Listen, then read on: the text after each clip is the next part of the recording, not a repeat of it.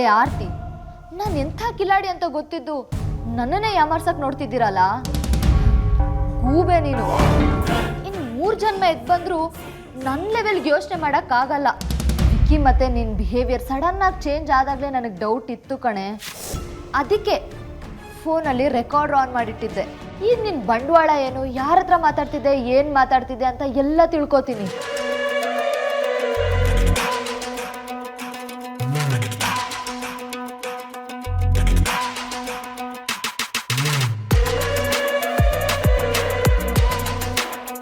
ವಿಕ್ರಾಂತ್ ಅವ್ರೆ,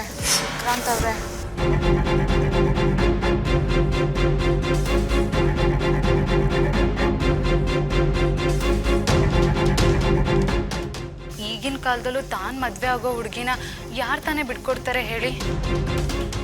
ಅಮ್ಮು, ಅದಿತಿ, ವೇದಾಂತ್ ಜೊತೆ ನಾರ್ಮಲ್ ಆಗೇ ಇದ್ರು. ಯಾರು ಹಾಗಿರ್ತಾರೆ ಹೇಳಿ?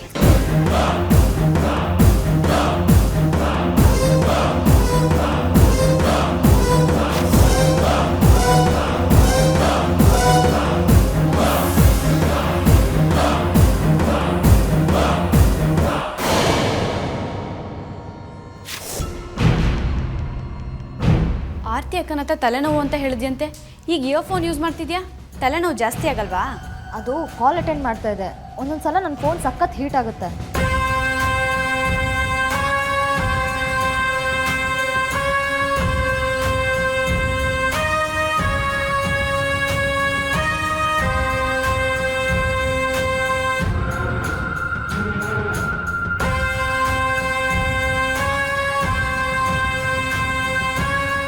ತಲೆನೋವು ಬಂದಾಗ ಮೊಬೈಲ್ ಜಾಸ್ತಿ ಯೂಸ್ ಮಾಡಬಾರ್ದು. ತಗೋ ಸಾರಿಕಾ.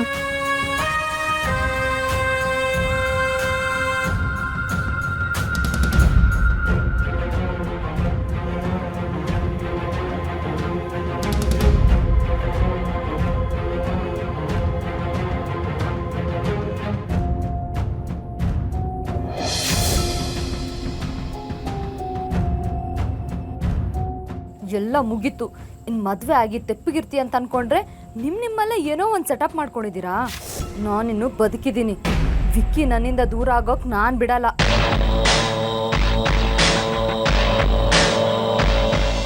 ಇದೇನು ಸಾರಿಕಾ, ಹೇಳ್ದೆ ಕೇಳ್ದೆ ಹೊರಟಿಯಲ್ಲ, ಏನಾಯ್ತು?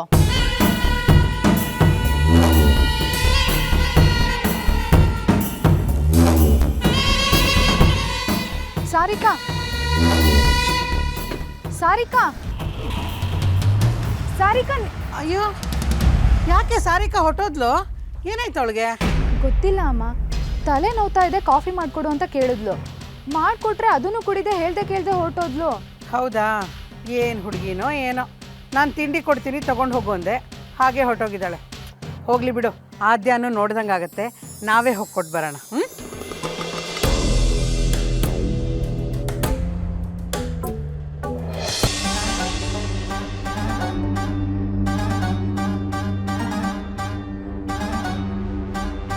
ತಗೊಳ್ಳಿ.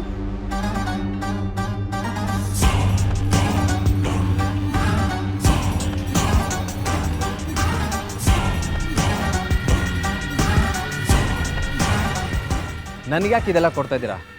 ಮೊದಲು ನನ್ನ ಯಾಕೆ ಕರೆಸಿದ್ದೀರಾ ಅದನ್ನು ಹೇಳಿ. ನನ್ನ ಹತ್ರ ಜಾಸ್ತಿ ಟೈಮ್ ಇಲ್ಲ. ಇದನ್ನೆಲ್ಲ ನಿಮಗೆ ಕೊಟ್ಟು ನಿಮ್ಮನ್ನು ರೆಡಿ ಮಾಡಿ ಗೆಟಪ್ಪಲ್ಲಿ ನೋಡೋಣ ಅಂತ. What nonsense? ನಾನ್ಸೆನ್ಸ್ ಅಲ್ಲ. ಈ ಹೂವ, ಬಳೆ, ಸೀರೆ, ಕುಂಕುಮ ನಿಮಗೆ ಸಖತ್ತಾಗಿ ಸೂಟ್ ಆಗುತ್ತೆ. ತಗೊಳ್ಳಿ, ಉಟ್ಕೊಳ್ಳಿ.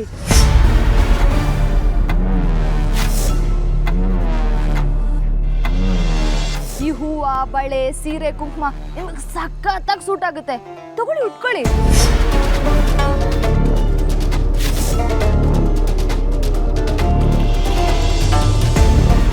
ಯಾಕೆ ಈ ರೀತಿ ಹುಚ್ಚುಚ್ಚಾಗಿ ಮಾತಾಡ್ತಿದ್ದೀರಾ? ನಿಮ್ಗೇನ ತಲೆಗಿಲ್ಲ ಕೆಟ್ಟಿದ್ಯಾ? ನನ್ನ ಹತ್ರ ಈ ಥರ ಹುಚ್ಚಾಟ ಎಲ್ಲ ಇಟ್ಕೋಬೇಡಿ. ಸೀರೆ ಉಟ್ಕೊಳ್ಳಿ ಅಂದ್ರೆ ಇಷ್ಟು ಕೋಪ ಆವೇಶ ಬರೋರು ಆರ್ತಿನ ಯಾಕೆ ಸಲೀಸಾಗಿ ಬಿಟ್ಕೊಟ್ರಿ? ಯಾಕೆ ಭಯ ಆಯ್ತಾ?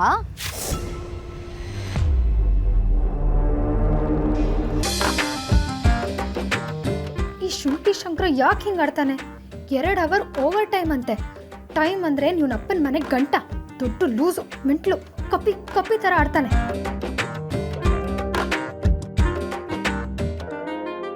ಮೇಡಮ್, ಮೇಡಮ್ ನಂಗೆ ಚಿಕ್ಕ ವಯಸ್ಸಿನ ಒಂದು ಮಗು ಇದೆ, ಈಗ ಸಡನ್ನಾಗಿ ಓಟಿ ಅಂದರೆ ಆಗಲ್ಲ ಮೇಡಮ್. ನಾನು ಹೊಸ್ದಾಗಿ ಮದುವೆ ಆಗಿರೋಳು ಮೇಡಮ್. ನೈಟ್ ಬರೋದು ಲೇಟ್ ಆದರೆ ಅತ್ತೆ ಮಾವ ಸುಮ್ಮನೆ ಇರ್ತಾರಾ?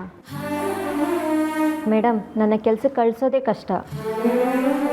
ಈಗ ವಾರ ಎಲ್ಲ ಲೇಟಾಗಿ ಬರ್ತೀನಿ ಅಂದರೆ ನಾಳೆಯಿಂದ ಮನೇಲೇ ಇರು ಅಂತಾರೆ ಮೇಡಮ್. ಪ್ಲೀಸ್ ಮೇಡಮ್, ನೀವೇನಾದರೂ ಮಾಡಬೇಕು ಮೇಡಮ್. ಇರಿ, ಯೋಚನೆ ಮಾಡೋಣ. ಏನು ಬೇಕಾದರೂ ಮಾಡಿ ಮೇಡಮ್, ನಾವು ನಿಮ್ಮ ಜೊತೆ ಇರ್ತೀವಿ. ಒಟ್ಟಿನಲ್ಲಿ ಈ ಪನಿಷ್ಮೆಂಟಿಂದ ಮುಕ್ತಿ ಕೊಡಿಸಿ ಸಾಕು. ನೋಡಿ, ನಮ್ಮ ಬಾಸಿಗೆ ಡೈರೆಕ್ಟಾಗಿ ನೀವು ಮಾಡಿದ ತಪ್ಪು ಅಂದರೆ ಖಂಡಿತ ಒಪ್ಪಲ್ಲ. ಆದರೆ ಅವ್ರಿಗೆ ಪಾಠ ಕಲ್ಸಕ್ಕೆ ಏನಾದರೂ ಮಾಡಬೇಕಲ್ಲ. ಏನು ಮಾಡ್ತೀರಾ ಮೇಡಮ್? ನೀವು ಯಾರೂ ಚಿಂತೆ ಮಾಡಬೇಡಿ. 100 ಜನ ಅಪರಾಧಿಗಳು ತಪ್ಪಿಸ್ಕೊಂಡ್ರೂ ಪರವಾಗಿಲ್ಲ, ಆದರೆ ಒಬ್ಬ ನಿರಪರಾಧಿಗೆ ಶಿಕ್ಷೆ ಆಗಬಾರ್ದು. ನಾವು ಯಾರೂ ತಪ್ಪು ಮಾಡಿಲ್ಲ. Hello,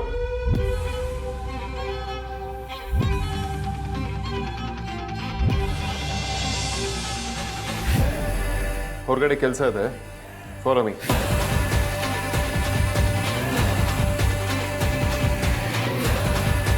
the time is running.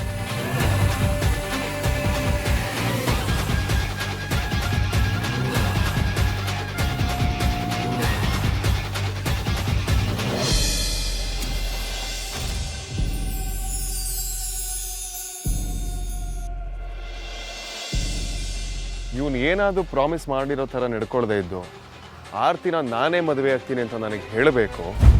ಇವನಿಗಿದೆ ಅವಾಗ. ಹಲೋ ಬಾಸ್, ಎಲ್ಲರೂ ನಿಮ್ಮ ಲೆವೆಲ್ಗೆ ಅಳಿಬೇಡಿ, ಸುಮ್ಮನೆ ಬನ್ನಿ.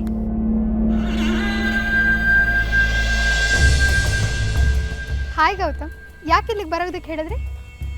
ಹಲೋ ಗೌತಮ್. ಹಾಯ್. ಮೊನ್ನೆ ಆರ್ತಿ ಮತ್ತು ವಿಕ್ರಾಂತ್ ಅವರ ಮದುವೆ ಮುರಿದೋಗಿದ್ದ ವಿಷಯ ಗೊತ್ತಾಯಿತು. ಅದನ್ನು ಕೇಳಿ ನಂಗೆ ತುಂಬ ಬೇಜಾರಾಯಿತು.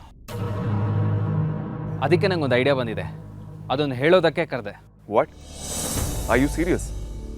ನಮ್ಮ ಕೆಲಸದ ಮಧ್ಯೆ ಇದನ್ನು ಕೇಳಿಸ್ಕೊಳ್ಳೋದಕ್ಕೆ ನಾವು ಇಲ್ಲಿಗೆ ಬರಬೇಕಿತ್ತಾ? ವೇದಾಂತ್ ವೆಂಚರ್ಸ್ ಎಷ್ಟು ಕೋಟಿಗೆ ಬಾಳ್ತಾರೆ ಅಂತ do even have an idea? Please Vedant, Gautam ಅವ್ರು ಏನು ಹೇಳ್ತಾರೆ ಅನ್ನೋದನ್ನ ಕೇಳೋಣ. ನೀವು ಹೇಳಿ ಗೌತಮ್.